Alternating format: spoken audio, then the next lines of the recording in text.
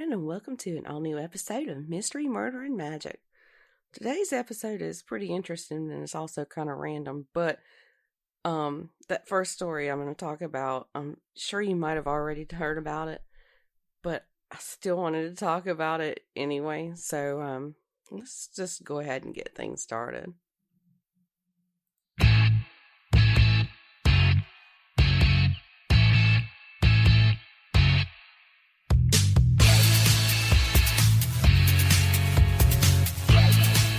It's Monday, and that means it's time for a new episode of Mystery, Murder, and Magic.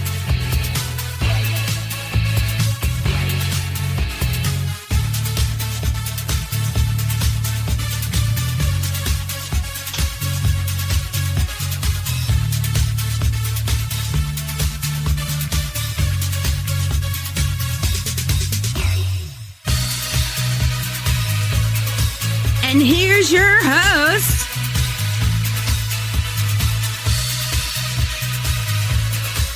Andrea Lee, and sometimes Alex.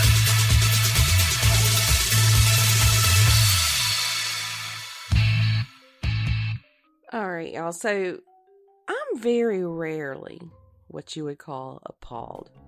Like, really nothing just shocks me anymore. But this story that we're going to talk about first, it comes out of Indiana. It has me saying, what in the blue blazes, as my mama would say. So there's this guy named Andrew Wilhoit, and he's running for a seat on the Clinton Township Board. Well, that sounds all normal, okay? But he's also sitting in jail, waiting to go to trial for killing his wife. But because everyone is innocent until proven guilty, he's allowed to run for a local office. Yep.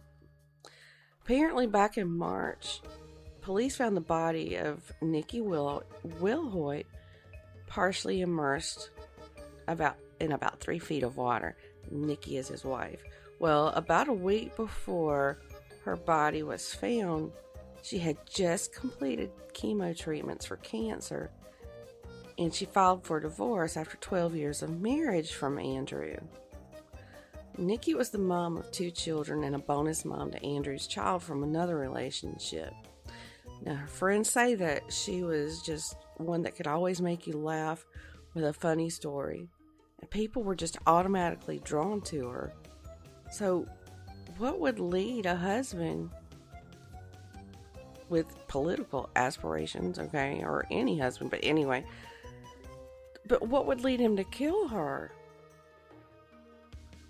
Well, it seems that Nikki had just found out that Andrew was having an affair. And after he got off the phone, now I don't know who he was on the phone with, but the couple got into an argument. And according to what has been released by the police, Andrew says that Nikki charged at him, so he threw a gallon-sized cement flower pot at her. And it hit her in the head. Well, after the flower pot hit her head, she fell to the ground, and he said he didn't know what to do, so he put her body in his truck and he dumped her in a creek that's not too far from their house. But before he admitted to any of that, he lied to the 2 detectives, can't talk this morning, when they came to check on Nikki after she didn't show up for work that next morning.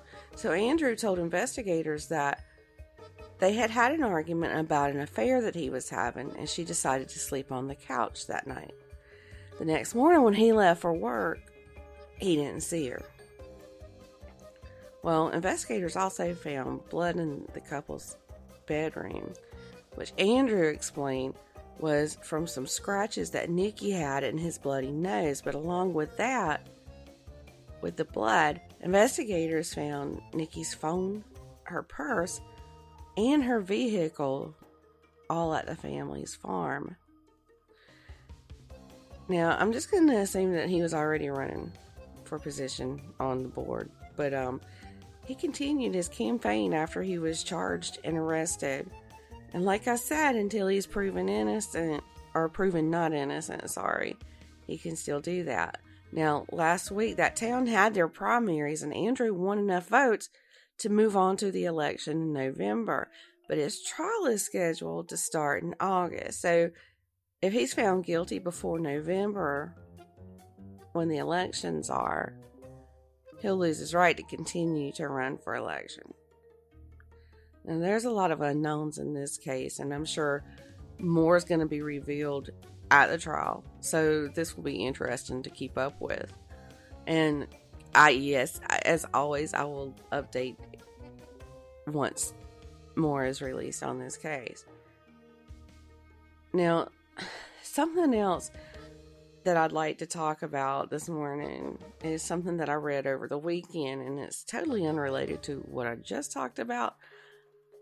So it's like we're totally switching gears. But in Alabama, scientists found ancient glyphs on the ceiling of a cave. And it's been decades in the making, because apparently they didn't just discover them, but it took so long to get the photos of what those glyphs that they discovered, because the ceiling and floor are so close together, so it made it hard, to get in there and take photos. But finally, there was some 3D technology called photogrammetry. I'm probably not saying that right, but it provided the technology that these researchers needed. But even with that technology, it still took many months to capture over 16,000 images that mapped out the cave ceiling. And once all of that hard work was done, what they found was pretty incredible, y'all. There's like these enormous depictions of what they're calling anthropomorphs, which are either human in costumes and masks, or they're humanoids. And we've talked before about how the Native American spiritual beliefs and their belief in the supernatural is a strong thing with the Native Americans. So, what are they saying? What could these glyphs mean? Like, is this something that represents something from the supernatural? And I'm going to share pictures of it, but from what it looks like, it does look like something we've talked about before on the show.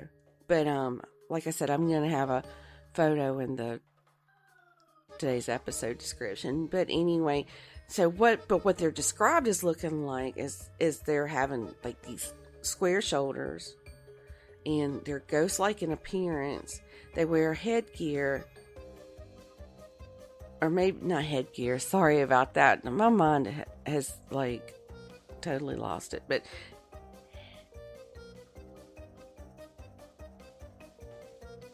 anyway, they're facing forward, like if they would be looking towards you. Now the researchers are looking further into this, so to see what the origins and what possibly the meanings could be. So I am like so thrilled and excited to see what they find out about it. I mean, we're living in the time of a discovery, but I think it's pretty cool. But like I said, I'm going to have a photo on today's episode description. Well, y'all, that's all I've got for this morning. I know that was a short one, but come back on Wednesday morning for an all-new midweek mini. And be sure to check out our social media links in the episode description. Y'all have a great week.